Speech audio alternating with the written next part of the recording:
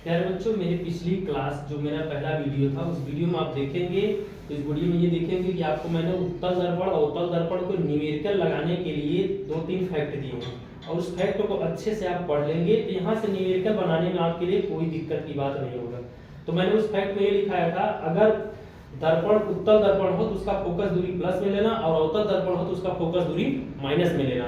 तो प्यारे बच्चों, यहाँ पे पढ़ने में पता चलता है कि एक उत्तल दर्पण की फोकस दूरी 10 सेमी, ये उत्तल दर्पण है इसलिए इसकी फोकस दूरी हम क्या लेंगे, प्लस 10 सेमी लेंगे। हो गया। और कहता है एक वस्तु इसकी मुख्य अक्ष पर रखी ध्रुव से 20 सेमी की दूरी पर रखी जाती है, मतलब 20 सेमी की दूरी पर रखी गया तो यू है। तो मैंने ये भी बताया था चाहे उत्तल दर्पण हो चाहे अवतल दर्पण, यू का मान हमेशा क्या लेना, माइनस में लेना। तो यू बराबर हो जाएगा कितना, माइनस 20 सेमी। आगे कहता है वस्तु की प्रतिबिंब की स्थिति ज्ञात कीजिए, मतलब प्रतिबिंब माने भी, भी को ही हम लोग प्रतिबिंब बोलते हैं। मतलब हमें यहाँ पे देखो क्या दिया है, एफ दे दिया है, यू दे दिया है, हमें क्या निकालना है, भी निकालना है। तो दर्पण के सूत्र से हम निकाल लेंगे।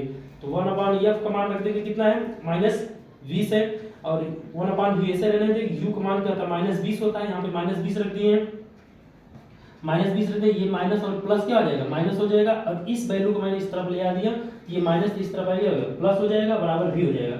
अब चला यहाँ से क्या होता है, देखो अब जिस बच्चों को एलसीएम पता होगा कि 10 और 20 का एलसीएम कितना होता है, 20 होता है। 10 और 20 का एलसीएम 20 होता है। ये 10 का भाग 20 में दिया जाता है, तो 10 दूना 20, 2 आ गया, 2 का 1 में गुणा करें कितना है 2, फिर 20 से क्या 20, 20 के 1 में गुणा करें 1 आए, अब ये हो जाएगा ना इसके बराबर है। अब 2 और 1 जोड़ेंगे कितना, 3/20। और यहाँ पे हम क्या करते हैं, तिर्यक गुणा कर देते हैं, इसका इसमें इसका इसमें।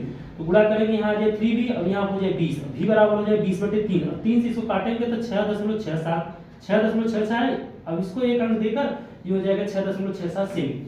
अब ये जो हमसे स्थिति पूछा है, चला के मैंने तुमको अभी जस्ट वीडियो इसके पहले जो मैंने वीडियो बनाया था उसमें मैंने प्रतिबिंब की स्थिति के बारे में बहुत अच्छे से समझाया था कि चला जब भी v का मान अगर प्लस में आ जा रहा है तो प्यारे बच्चों अब ये चीज समझने का प्रयास करो।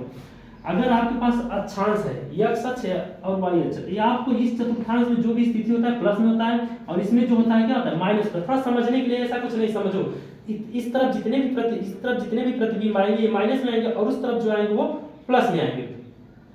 तो चला यहाँ v का मान प्लस में आ गया, प्लस में आने का मतलब हो गया कि ये प्रतिबिंब हमारा किससे बन रहा है, 6 नंबर कंडीशन। जो मैंने 6 नंबर बताया था कंडीशन अवतल दर्पण में, वो 6 नंबर को फॉलो कर रहा है। तो चला 5 तक तो दर्पण के सामने प्रतिबिंब बनता है, जो भी प्रतिबिंब दर्पण के सामने, और छठा जो बनता है दर्पण के पीछे बनता है। इसी से हम इसको क्लियर कर लेते हैं। देखिए यहाँ पे प्लस में आया, v का मान प्लस में आ गया, तो इसका मतलब ये जो प्रतिबिंब की स्थिति होगी ये 6 नंबर को दिखा रहा है। और 6 नंबर की जो भी प्रतिबिंब की स्थिति होगी दर्पण के कहाँ होगी, पीछे होगी। इसीलिए मैंने लिख दिया अतः प्रतिबिंब दर्पण के पीछे 6.7 सेमी की दूरी पर बनेगा। इसको ये कोऑर्डिनेट है, ज्योमेट्रिक का कोऑर्डिनेट का ज्योमेट्री, जैसे प्रथम चतुर्थांश में प्लस होता है, द्वितीय में माइनस होता है। इसको थोड़ा समझिए। और 5 तक जो मैंने तुमको चित्र में बनाकर बताया है, 5 तक 6 कंडीशन जो मैंने अवतल दर्पण के ये छोटा सा ऐसे ऐसे करके जो दिया उस वीडियो को कादे देखना। इस तरफ जितने भी प्रतिबिंब बनेगा यहाँ माइनस में आएगा और इस तरफ जितना बनेगा वो प्लस में आएगा, यही आपको समझना है। तो 6 नंबर वाला प्लस में देता है, दर्पण के पीछे होता है, और माइनस में अगर देगा तो दर्पण के सामने देगा। अभी हम एक दो सवाल और कराएंगे उसमें जो दर्पण के सामने आपको सवाल मिलेगा। चलिए बच्चों दूसरा नंबर सवाल देखिए क्या कहता है, एक अवतल दर्पण की वक्रता त्रिज्या 40 सेमी अर्थात 20 सेमी, अर्थात मतलब 20 सेमी इसकी फोकस दूरी हो जाएगी। दूसरा जब वक्रता त्रिज्या दे दिया 40 सेमी, मतलब r बराबर आपको कितना दे दिया, -40 सेमी। यहाँ से हम f निकाल लेंगे, s बराबर हो जाए -40/2, 2 दहा में 20, f बराबर आ जाए -20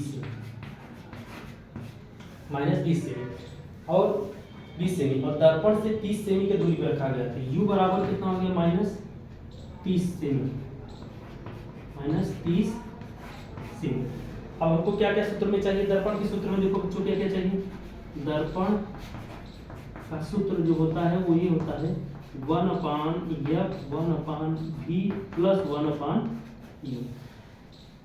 और हमसे पूछता है रखी वस्तु के प्रतिबिंब की स्थिति ज्ञात कीजिए, मतलब v पूछता है, प्रतिबिंब की स्थिति मतलब v पूछता है। देखो क्या क्या दे दिया, अभी इस बार हमको दे दिया था वक्रता त्रिज्या 40 सेमी है, 40 सेमी वक्रता त्रिज्या r दे दिया था 40 सेमी, अवतल दर्पण से माइनस लग गया। और दूसरी बात बच्चा यहाँ पे बोला है कि अर्थात इसकी फोकस दूरी यहाँ पे लिख देना चाहिए था, यहाँ पे फोकस दूरी अर्थात मतलब उसको खुद दे दिया कि 20 सेमी, इसकी फोकस दूरी कितना है 20 सेमी। हमने निकाल कर आपको दिखाया कि अगर वक्रता त्रिज्या दिया हो आप फोकस दूरी इससे निकाल लेंगे, और यहाँ से निकालेंगे तो 20 × 40 ये हो जाएगा कितना, -20 सेमी फोकस दूरी।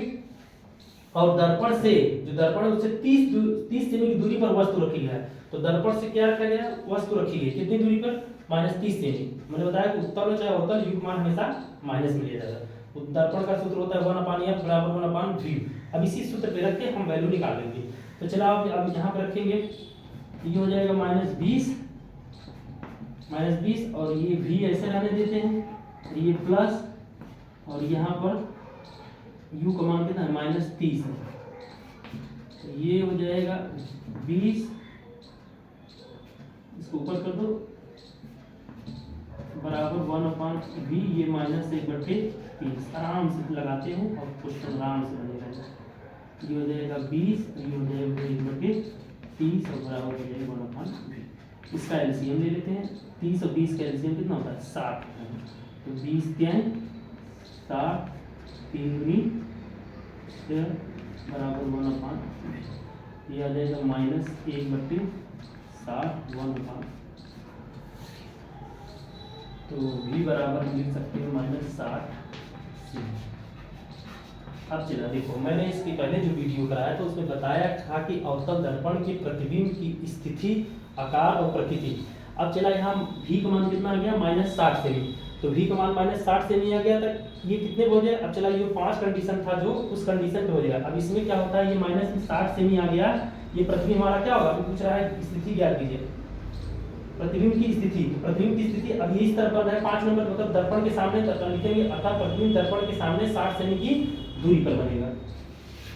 अतः प्रतिबिंब दर्पण के सामने 60 सेमी की दूरी पर बनेगा। ठीक, अब देखो हमसे स्थिति हो गया, तो वस्तु के प्रतिबिंब की स्थिति ज्ञात कीजिए। अतः प्रतिबिंब दर्पण के सामने, अब ये दर्पण जब माइनस में आएगा बच्ची, v का मान माइनस में आएगा तो दर्पण के सामने बनेगा, v का मान प्लस में आएगा तो दर्पण के पीछे बनेगा। तो यहाँ v का मान कितना आ गया, -60 सेमी।